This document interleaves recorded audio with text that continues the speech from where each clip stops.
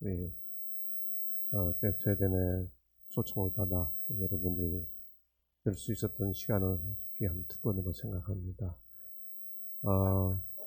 성경은 어떤 책인가 하면 66권 전권을 5분 안에 설명할 수 있는 책이고요. 동시에 창세기 1장 1절을 가지고 1년 동안 공부할 수 있는 책입니다. 여호수아서를 4번에 걸쳐 다 말씀드릴 수가 없죠. 그래서 이번에 중요한 주제 몇 가지를 찾아서 함께 살펴보고 있습니다. 건너야 되고요. 정복해야 되고요. 정복 전쟁이 끝났으면 이제 남은 일은 뭘까요? 나누는 겁니다. 그렇죠? 분배하는 거죠. 기업을 나누는 일이죠. 여러분, 선거, 이 세월 살아오시면서 여러 번 선거하셨잖아요. 그렇죠? 선거를 통해 이 정당, 저 정당이 이제 소위 집권하게 되는데, 집권하기 전까지는 똘똘 뭉쳐서 일단 승리하죠. 승리하고 난 다음에 자리를 어떻게 나누어 가느냐 하는 데서부터 뭐가 시작이 돼요. 갈등이 시작이 되고 싸움이 시작이 되죠. 인간의 욕심은 함께 뭉쳐 적군과 싸울 때 나타난다기보다 싸우고 난 다음, 승리한 다음에 인간의 욕심이 아주 적나라하게 드러나죠. 오늘은 탐욕의 벽을 만나 나눔의 길을 찾다. 벽을 만나 길을 찾다라는 총 제목의 4번째 시간으로 가나안 땅 분배 과정에 나타난 교훈을 함께 찾아보려고 합니다. 2016년이었죠. 파란 눈의 스님이라고 유명한 분입니다. 하버드 출신의 한국 조계종 스님이 되셔서 본명을 현각이라고 받았던 분이죠. 워낙 저수를 잘하시고 워낙 지혜와 깨달음이 깊은 분이기 때문에 대중적으로 굉장히 인기가 많았죠. 저도 이분의 강의나 서적 많이 읽고 또 듣기도 하고 했습니다. 이 현각 스님이 2016년에 한국 불교를 떠나겠다고 선언해서 일대 충격에 빠뜨렸죠. 제목 그대로 돈만 밝히는 한국 불교 떠나겠다. 네, 여러분, 신문 제목은 이렇게 나왔는데요. 이분이 그때 했던 정확한 말은 이겁니다. 나는 조계 종단을 떠나 불교로 돌아가고 불교를 떠나 석가모니에게로 돌아간다. 그렇게 말했습니다. 무슨 말이에요? 석가님의 가르침을 실천하기 위해 불교가 있고 불교를 제대로 가르치기 위해 종단이 있는데 종단이 불교를 어지럽히고 불교가 석가님의 가르침을 어지럽힌다는 거죠. 재밌게도 한 언론인이 이 현각 스님의 사태를 보면서 이렇게 말했습니다. 불교만 그런가? 기독교는 또 어떻고? 조선일보의 류근일 칼럼니스트, 그분이 현각의 사태에 대해서 한마디로 이렇게 말하죠. 불교만 그런가? 기독교는 어떻고? 한국의 기독교 교단만 70개가 넘잖아요.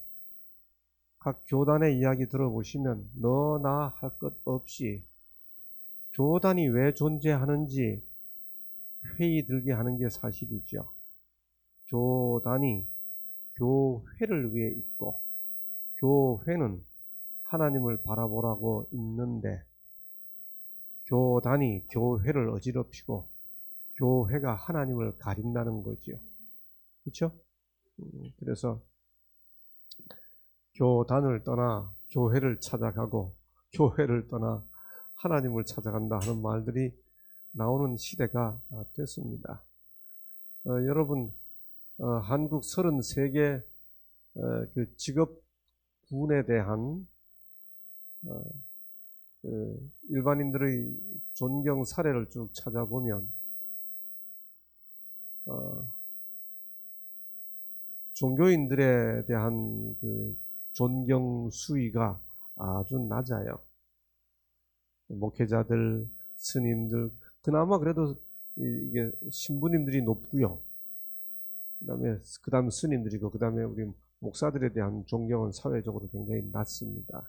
일반인들이 볼 때 종교인들이 깊이 생각해 봐야 할 거죠. 왜 그럴까요? 왜 이런 현상들이 나타났을까요?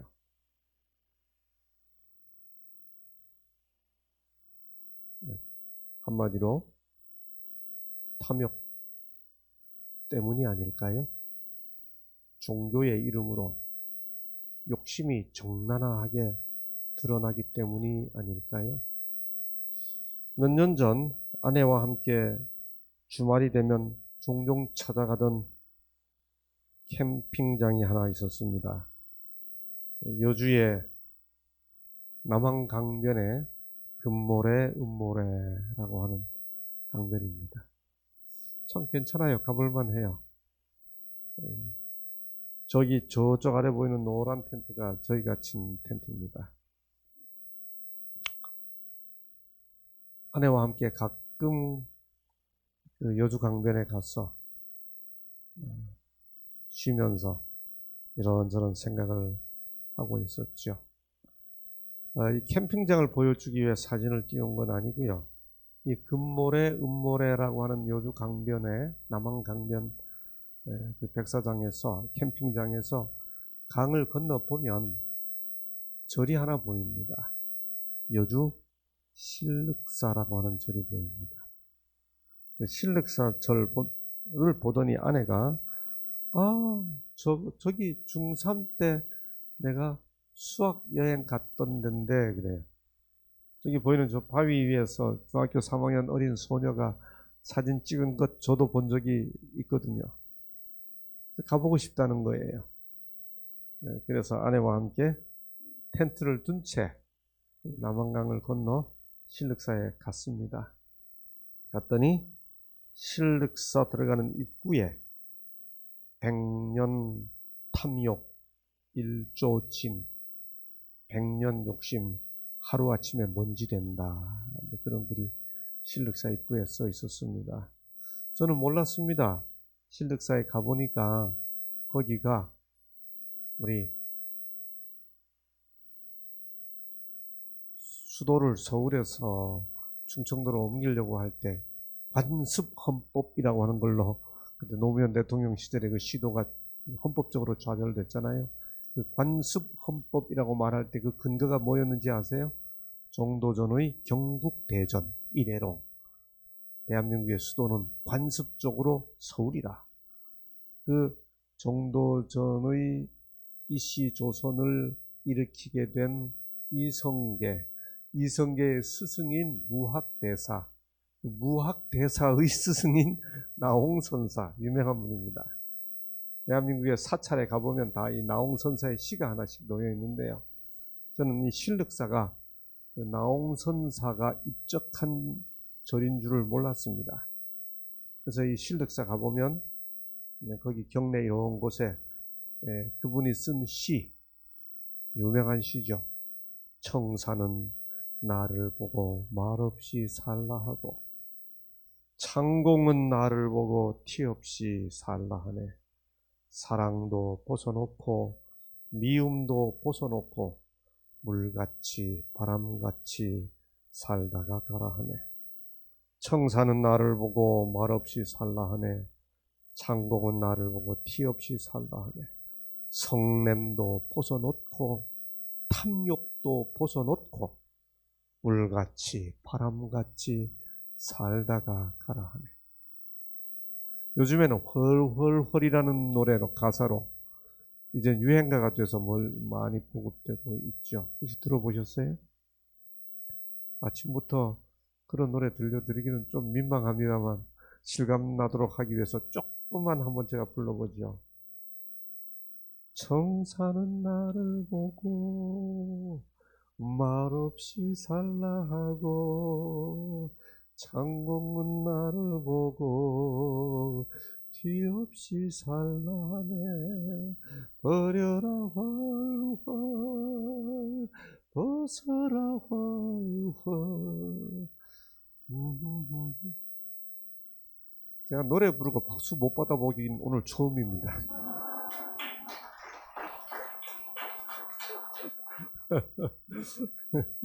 근데 성경에 보면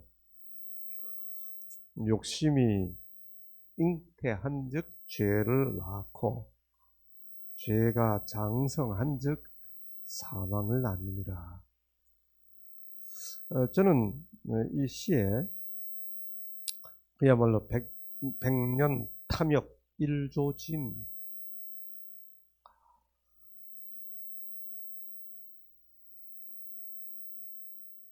다 버려두고 가라 하네. 글쎄 거기까지는 제가 동의가 안 돼요. 왜냐하면 우리는 돌아가는 사람들이지 가는 사람이 아니거든요. 왔다가 그냥 갈 사람들이 아니고 돌아간다는 말은 왔던 곳으로 다시 가는 거잖아요. 성경의 약속은 보세요 여러분. 성경은 창세기부터 계시록까지 끊임없이 하나님이 주시는 약속은 돌아오게 하겠다 하는 약속이에요. 야곱이 떠날 때도 돌아오게 하겠다. 내게로 돌아오라. 히브리어로 슈브라고 그러는데요. 그 슈브란 단어는 굉장히 극한 의미를 담고 있거든요. 거기는 동의가 안 되지만 그 원인, 욕심이 잉태한즉 죄를 낳고 죄가 잉태한즉 사망을 낳느니라. 너나 할 것 없이 사람의 문제는 다 욕심에서 비롯되는 것 같고, 욕심을 어떻게 다스리느냐, 그것이 뭐 재물에 대한 욕심일 수도 있고요, 명예에 대한 욕심일 수도 있고요. 그런 게 끊임없이 우리를 괴롭히는 거잖아요. 그렇죠? 이스라엘 백성들이 가나안을 정복했는데 그 욕심이 꽝 부딪히는 순간이 분배의 순간입니다. 뭔가를 나누어 갖는 순간 탐욕이 부릴 듯 일어나죠. 선거가 끝나면 자리 다툼이 그래서 일어나는 겁니다. 뭘 어디를 나눠 갖느냐 하는 것이 모두의 관심사가 되니까요. 이스라엘 백성들이 가나안을 정복하고 난 다음 분배의 순간이 다가왔습니다. 분배가 너무 어렵기 때문에 학문적으로도 분배의 공정성을 담보하기 위한 수많은 학문적 접근들이 있습니다. 경영학에서 가장 기본적으로 그 분배 공정을 담보하는, 보장해주는 세 가지 원칙이 있죠. 하나는 형평 분배라고 합니다. 두 번째는 평등 분배라고 그러고요. 세 번째는 필요 분배라고 합니다.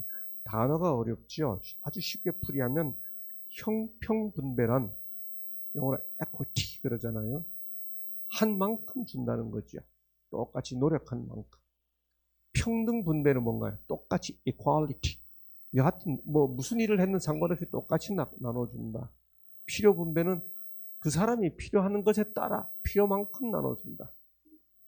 이게 평등이, 형평이 오르냐, 평등이 오르냐, 필요가 오르냐. 우리가 학교에서 학생들에게 장학금을 줄 때도 merit based, 성적 혹은 뭐 업적에 근거해서 주는 merit based scholarship이 있고, 하나는 need based, 필요에 따른 장학금 주는 게 있죠. 가난한 학생들에게 나눠주는 것.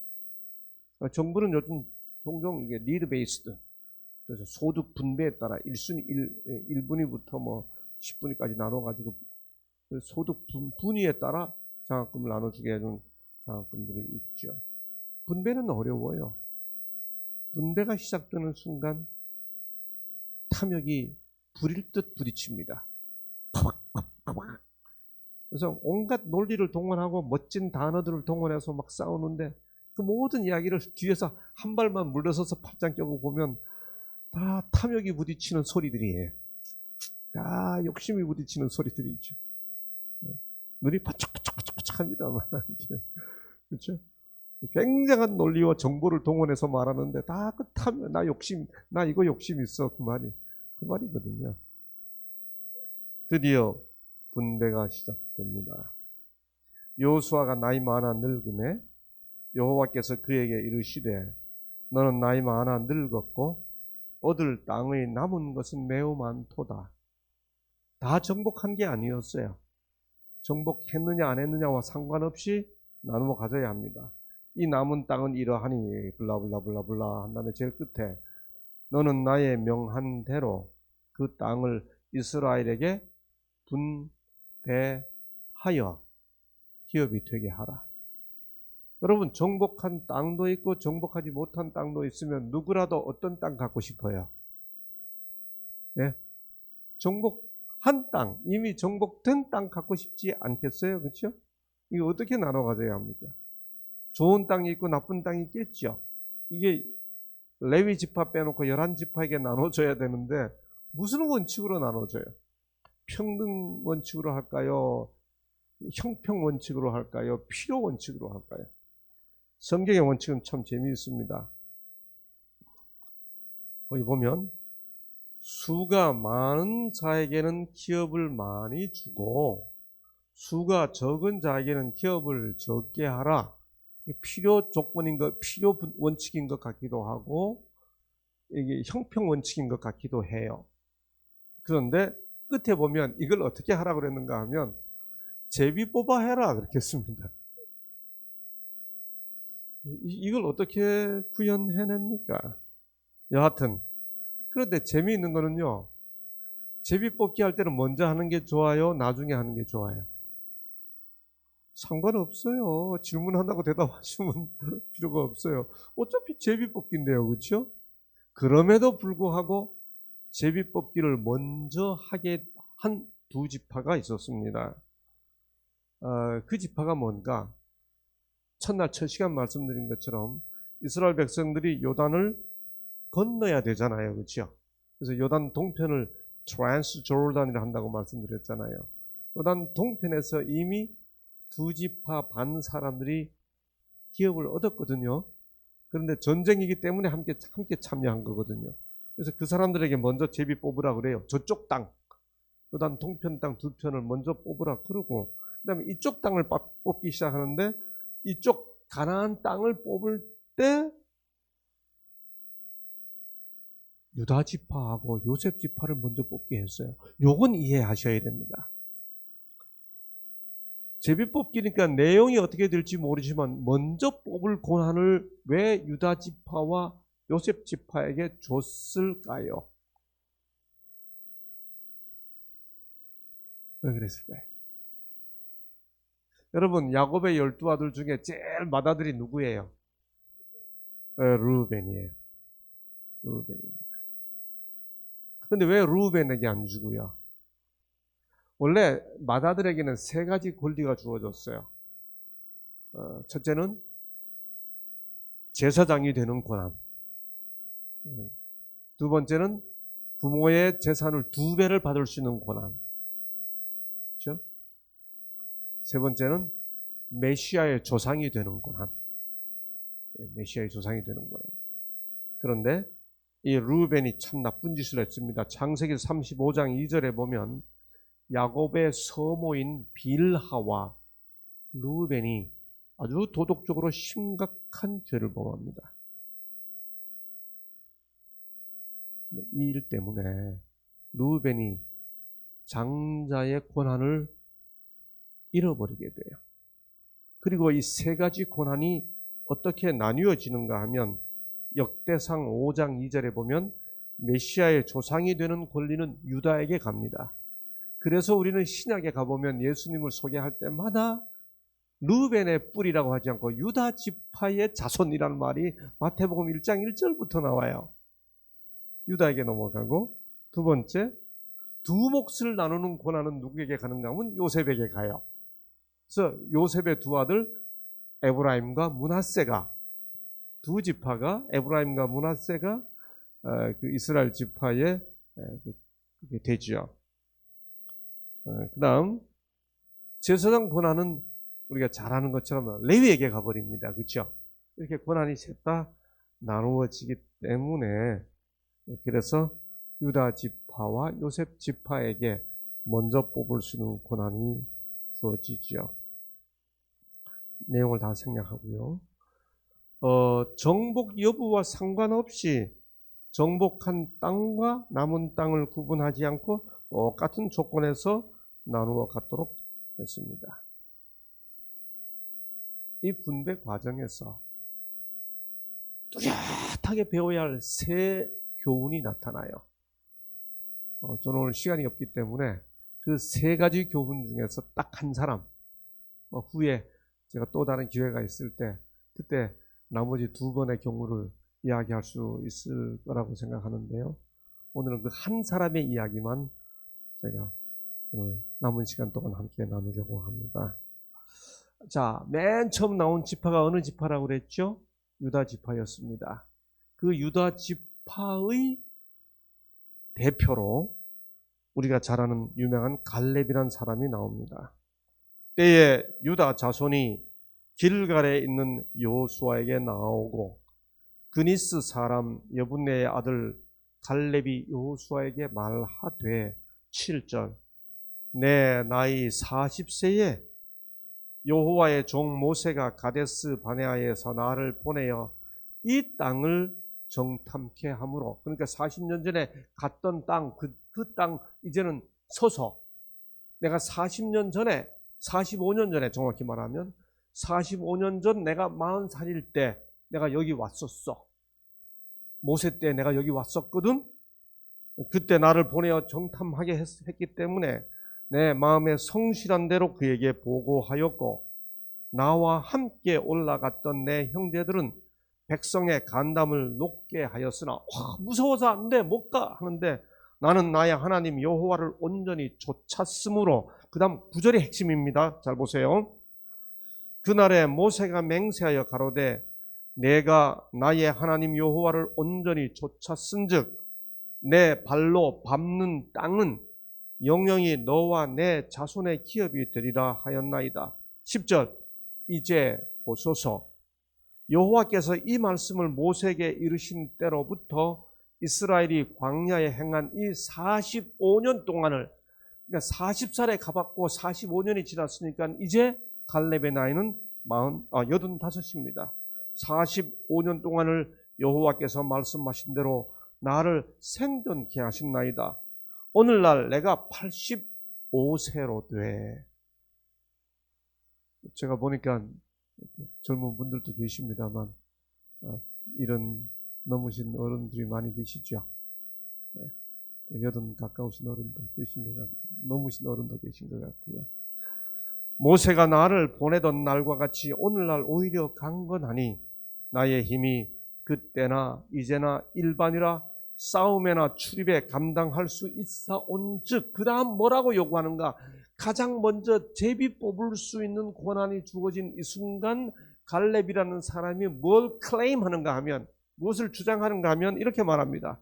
그날에 여호와께서 말씀하신 이 산지를 내게 주소서. 제비 뽑겠다고 안 합니다.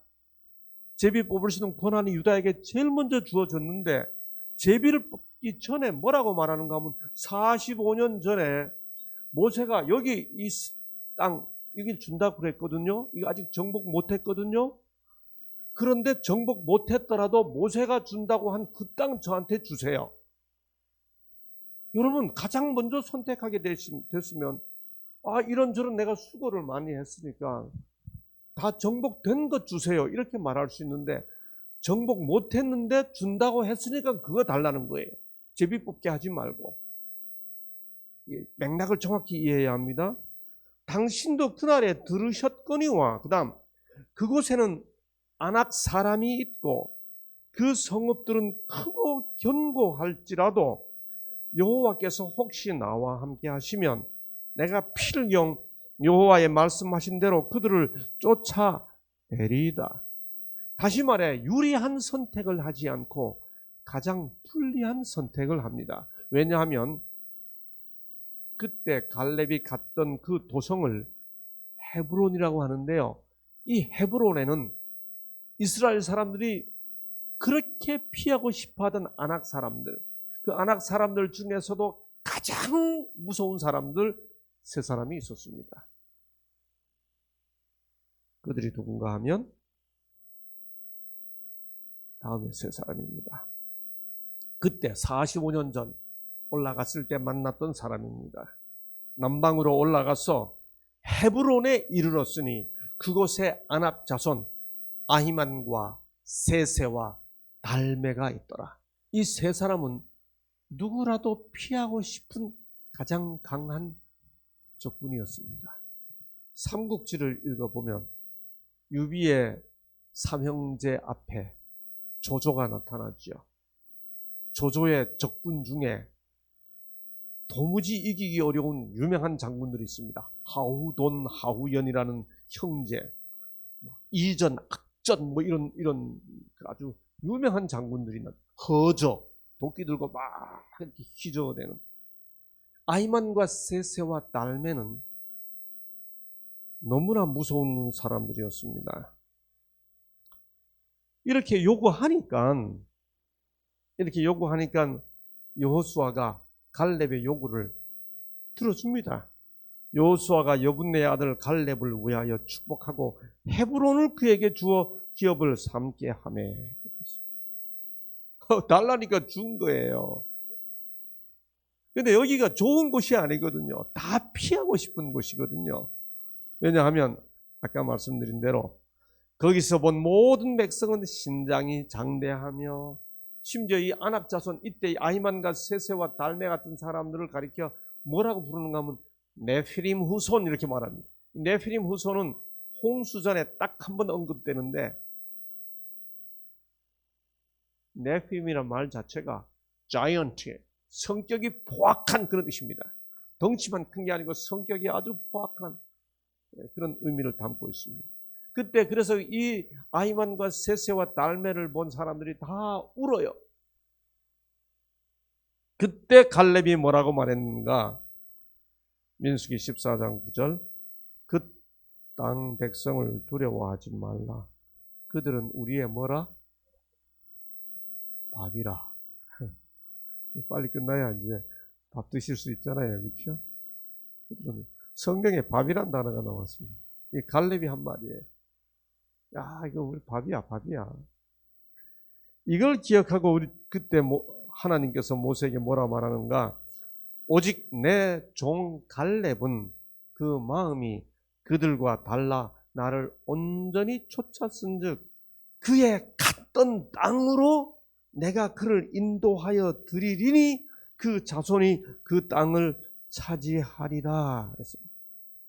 여러분 이 헤브론 갈렙이 갔다 왔던 그 헤브론의 다른 이름이 뭔지 아세요? 헤브론의 옛 이름은 기럇 아르바라. 이 기럇 아르바라는 표현이 창세기 14장에서부터 나옵니다. 기럇 아르바라. 왜 기럇 아르바인가 하면 아르바는 아낙 사람 가운데서도 가장 큰 사람이었더라. 계속 아낙 사람 앞에 메뚜기 같다 그랬잖아요.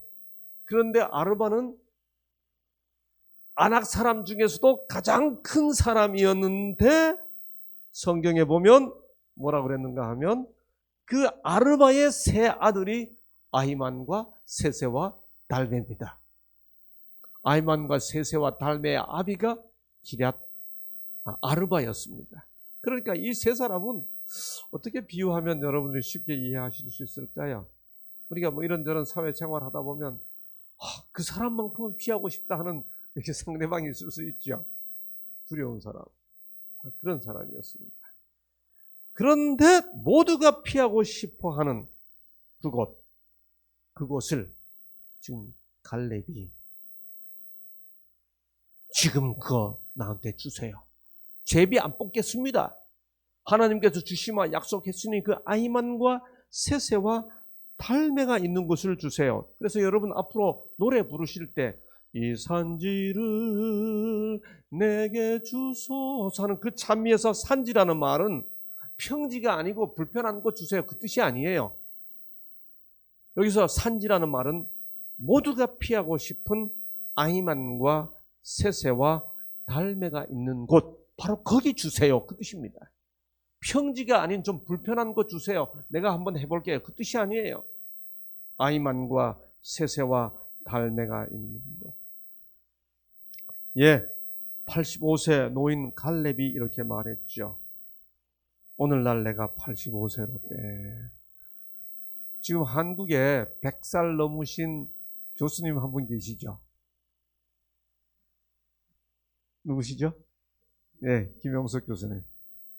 김영석 교수님 지금 102살이신데요. 지금도 여전히 정정하게 강의하러 다니시잖아요. 그 어른이 97세인가 그러실 때 100년을 살아보니 라고 하는 강의를 하셨습니다. 유튜브에 많이 올라와 있습니다. 제가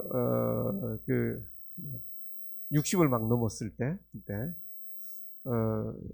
연세 드신 어르신들 듣기에는 조금 좀 민망한 얘기가 될 수 있겠습니다만 60을 넘으니까 저도 이제 이렇게 앞을 내다보기보다는 이렇게 돌아보기 시작하게 되죠. 뒤돌아보면서 자꾸 뒤돌아보는데 나는 아직도 내가 대학생 같은데 벌써 내가 60이 됐지? 뭐 이런 생각도 이렇게 드는데 김영석 교수님 강의를 듣게 됐어요.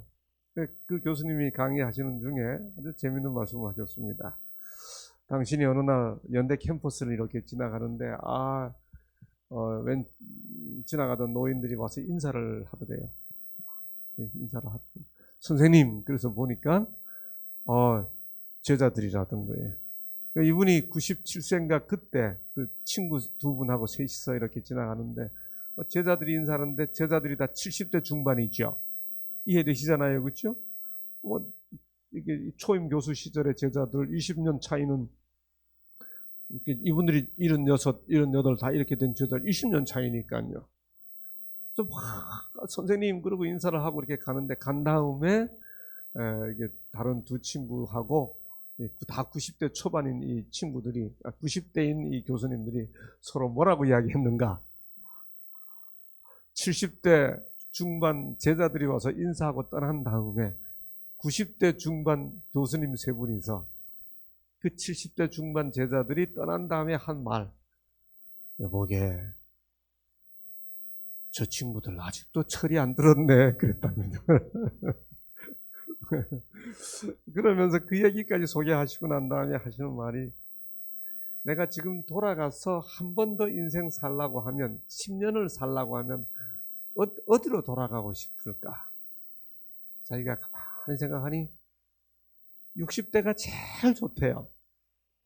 철도 좀 들고 이제 인생도 좀 알고, 그리고 이제 이것저것 알 만큼 안 다음에 그래도 일할 만한 의욕도 있고, 그래서 나보고 돌아가라고 하면 60대로 돌아가고 싶다. 이렇게 말씀하시는 내용을 김 교수님과 강의를 제가 아주 재밌게 들었습니다. 여러분, 그런데 갈렙은 지금 85세시거든요. 근데 85세인 이 어른이 뭐라고 말씀하시는가? 오늘날 내가 85세로 돼. 여러분, 삼국지 읽어보면 유비의 5호 장군이 있습니다. 관우, 장비, 마초, 조자룡, 조운. 거기에 또 한 명 누군지 아세요? 삼국지 안 읽어보셨군요.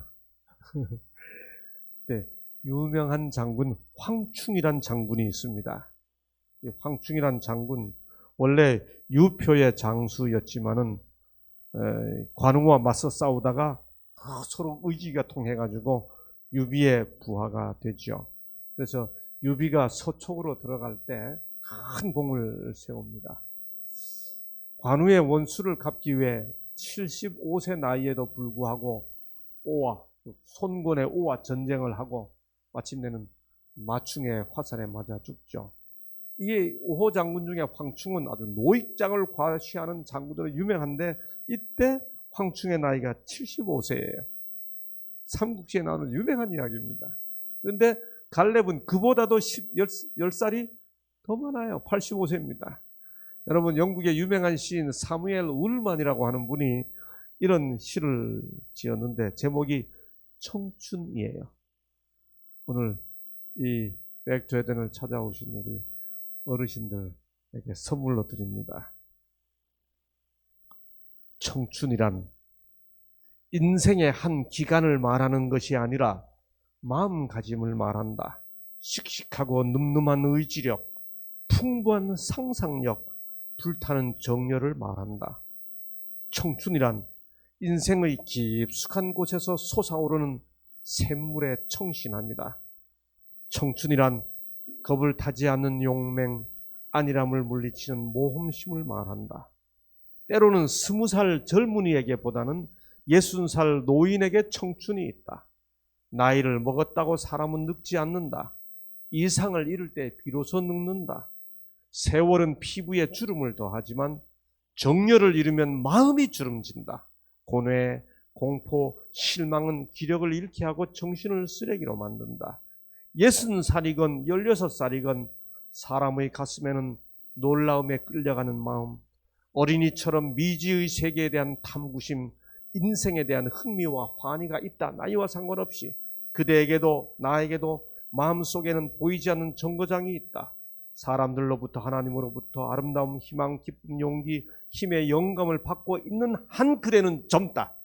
영감이 끊기고 되겠어? 정신이 냉소에 눈에 덮이고 비탄의 얼음 속에 빠져들어갈 때면 20살 나이에도 사람은 늙는다.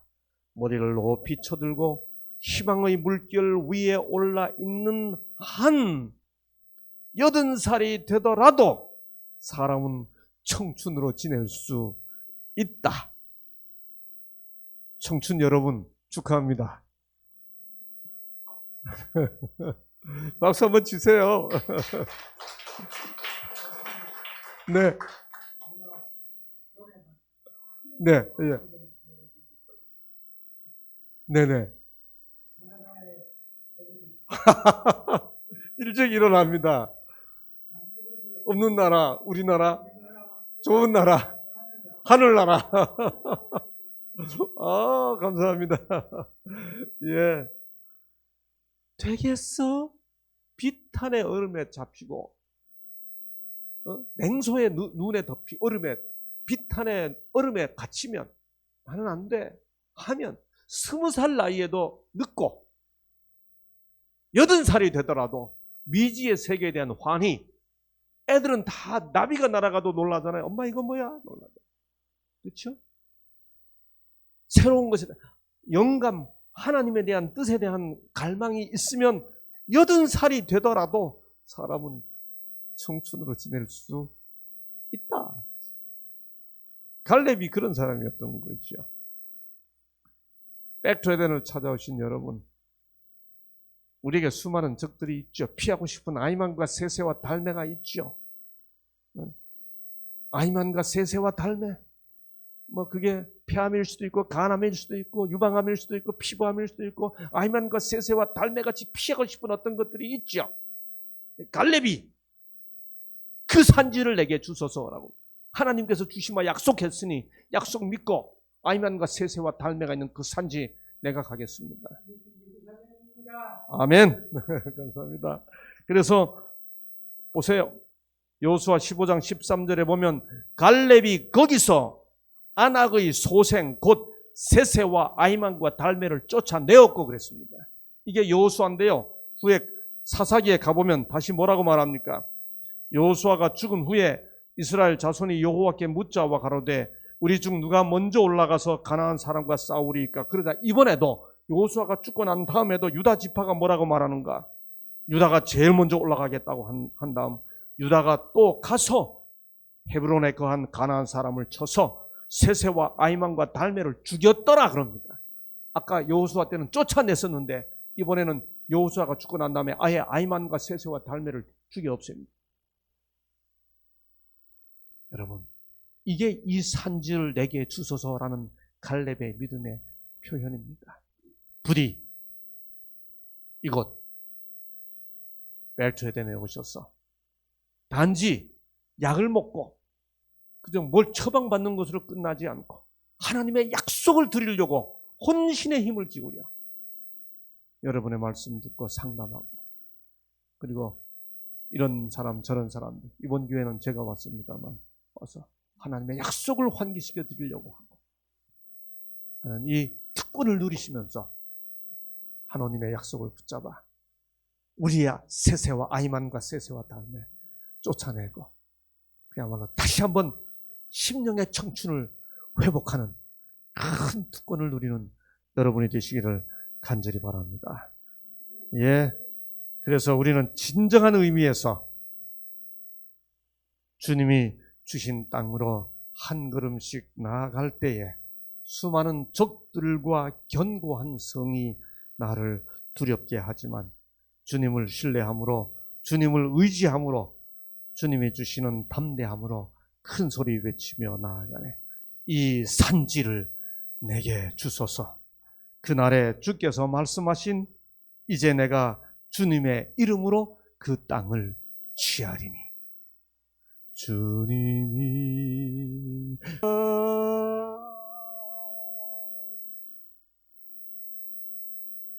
이 귀한 약속이 여러분 모두의 것이 되고 여러분 모두 마음의 청춘을 회복하는 제2의 갈렙이 되어 서로에게 격려가 되고 서로에게 인사와 표정으로 젊음과 믿음을 나누어주는, 청춘과 믿음을 나누어주는 모든 청춘들 되시기를 다시 한번 간절히 바라면서 제 짧은 말씀을 마치도록 하겠습니다. 감사합니다. 네, 여러분께 청춘을 돌려드리고 청춘 되신 여러분을 모두 축하드립니다.